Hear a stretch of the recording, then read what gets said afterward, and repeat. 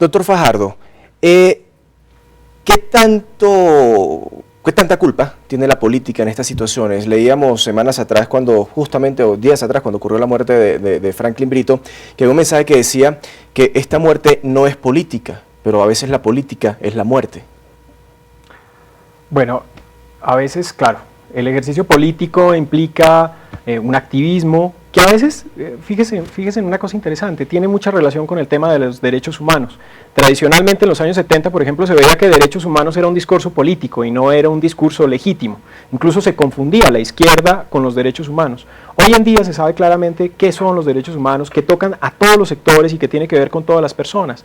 Fíjese, el entrevistado anterior hacía referencia a un caso también en Venezuela que tiene que ver con un militar retirado, que es el caso Uzón, que además es un caso interesantísimo porque Venezuela termina deslegitimando a la Corte Interamericana por su sentencia condenatoria, diciendo básicamente en un mensaje que se difundió por internet que esa era la Corte Imperial, porque finalmente había sido condenado a Venezuela. Entonces, claro que tiene que ver con política, el derecho y la política están íntimamente relacionados, pero no hay que separar y no hay que decir que las violaciones de derechos humanos son simplemente una visión política del asunto.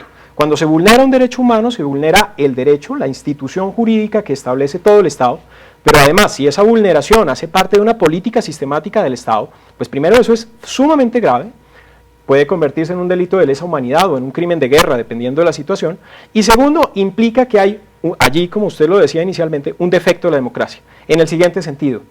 Los estados se constituyen democráticamente porque es el pueblo quien lo elige a ese gobierno para que defienda sus derechos humanos. Si ese gobernante empieza a vulnerar los derechos humanos, entonces se corrompe la voluntad democrática que lo ha elegido y por lo tanto no tiene ningún sentido que ese gobierno siga existiendo, porque deslegitima completamente al Estado.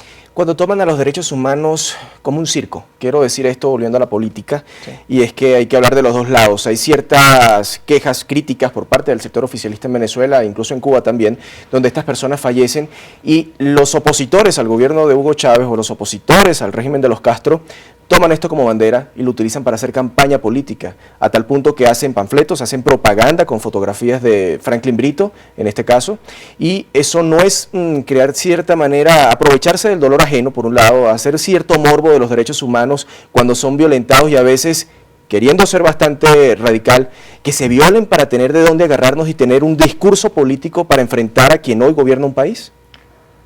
Pues de ser así sería lamentable.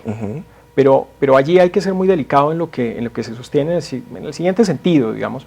Hay muchas ONGs, muchas organizaciones que velan por que se respeten los derechos humanos. Y mal haría uno en decir que esas ONGs tienen una intención burlesca de los derechos humanos. O que tal vez no los partidos políticos. No, sí, perfecto. No, yo lo entiendo. Solamente quiero redondear la idea. Sí. Mal haría uno, es lo que quiero decir, tomar esa posición que toman a veces ciertos esquemas de extrema derecha de decir, mire, no, es que allí los derechos humanos son tomados como una excusa, pero en realidad lo que pretenden son otras cosas. No, yo creo que donde hay vulneraciones de derechos humanos hay que hacerlo evidente, hay que hablar del tema, no hay que dejar que el silencio se convierta en el elemento, en el caldo de cultivo para que esas violaciones continúen, pero tampoco hay que hacer de ellos una bandera. Es decir, uno no puede utilizar el tema de las violaciones o de la protección de derechos humanos como un elemento de bandera política, porque si no, corre el riesgo de que empiecen a deslegitimarse. Sobre derechos humanos hay que ser tan estricto y tan serio como se es en cualquier tema del derecho. Es un elemento fundamentalísimo y es tan importante que justamente hay que respetarlos en su esencia misma, en su estructura jurídica y en su estructura política. Por eso me parece un poco arriesgado tomar una posición al respecto. Ahora, doctor Fajardo, tenemos a una Colombia y a una Venezuela muy distintos, muy antagónicos en su manera de pensar en cuanto a los gobiernos que tienen en este momento, pero tan parecidos en estos temas de derechos humanos. Tal vez en Colombia hablamos de guerra interna, tal vez en Venezuela hablamos de guerra política, tal vez que lleva a enfrentamientos de otro tipo, pero indudablemente ambos violan derechos humanos. Pues mire, básicamente aquí tenemos dos contextos completamente diferentes. El contexto colombiano es un contexto en el cual tenemos un conflicto armado desde hace muchísimos años, en el cual hay víctimas por montones y incluso internacionalmente los casos se analizan de forma diferente porque bien podría hablarse incluso de crímenes de guerra. Es decir, aquí no solamente estamos obligados por los derechos humanos, estamos obligados también por el derecho de la guerra, por el derecho internacional humanitario.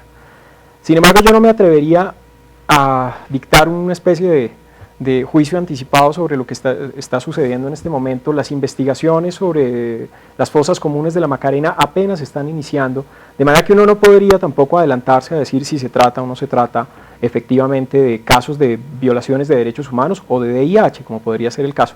Lo que sí es cierto es que, sin lugar a dudas, en Colombia siguen existiendo violaciones del VIH, siguen existiendo situaciones en las cuales el Estado no es suficiente para evitar que se vulneren los derechos humanos, e incluso pues hay casos demostrados por la Corte Interamericana de Derechos Humanos donde efectivamente se ha condenado al Estado colombiano por violaciones de derechos humanos por la acción del Estado, es decir, por responsabilidad directa del Estado. Ahora, doctor Fajardo, ¿qué hacer en esas situaciones cuando tenemos a la UNASUR, que lo nombra nuestro invitado desde Medellín, en Colombia, cuando tenemos a UNASUR, cuando tenemos a la Organización de los Estados Americanos, cuando tenemos a la ONU, cuando tenemos a la Corte Penal, cuando tenemos todos estos organismos internacionales que pueden permitir que se dé la libertad en cuanto a justicia para aquellos que han sido violados en sus derechos humanos, pero que al parecer o no llegan o son extremadamente lentos, y con la excusa de que es que como el crimen no prescribe cuando se trata de derechos humanos, entonces se van pasando las cosas? Claro. Mire, ahí hay un punto esencial, y es que el derecho internacional es subsidiario al derecho interno en cuanto a protección de derechos humanos e incluso de derecho internacional humanitario. Eso quiere decir que para llegar a la Corte Interamericana o a la Comisión Interamericana, por ejemplo, o a los órganos de las Naciones Unidas, es necesario primero agotar todos los recursos internos. Por eso hoy, por ejemplo, se están debatiendo en la Comisión Interamericana los hechos de las desapariciones del Palacio de Justicia, que pasaron hace más de 25 años. Entonces, estamos hablando de hechos que sucedieron ya hace mucho tiempo y que ya están agotando los recursos internos o ya los han agotado, y por eso pueden llegar a estas instancias internacionales. La esperanza no puede estar en el derecho internacional, en el sentido de que solo se puede llegar a él cuando efectivamente el derecho interno no funciona. La esperanza debe estar en que el Estado logre las reformas a la justicia, por ejemplo, pertinentes, para que los colombianos o los venezolanos o los ecuatorianos o cualquier persona de este continente pueda acudir ante una vía judicial seria que genere la posibilidad de que se resarzan, se reparen las vulneraciones que se hayan causado por culpa del Estado o por su falta de acción y de protección. El presidente Felipe Calderón emprendió una ofensiva contra las mafias que controlan el tráfico de drogas con la participación de miles de efectivos del ejército y la policía. ¿Han contribuido estas estrategias a disminuir la violencia contra los periodistas en este caso específico? Doctor Fajardo, ¿qué pasa con las personas, me llama la atención, de México, usted por ejemplo, todos los que hemos entrevistado que velan por los derechos humanos, y los periodistas hasta cierto punto también que velamos por los derechos humanos de las personas y el derecho de poder decir las cosas, por ejemplo? ¿Qué pasa cuando muchos de nosotros somos víctimas de amenazas? Porque normalmente en estos casos quienes velan por los derechos humanos, quienes trabajan por los derechos humanos, son los que las tienen más difíciles al momento de poder vivir con normalidad, son amenazados constantemente. A ver, desafortunadamente es así. Esa situación que usted plantea es una situación generalizada en todo el continente. Los derechos humanos convierten a muchas personas que los defienden en víctimas de persecución.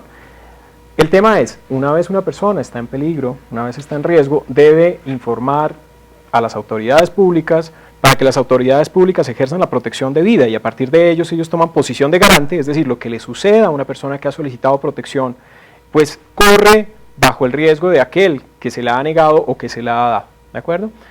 La protección, sin embargo, en materia de derechos humanos es un deber de medio, no de resultado.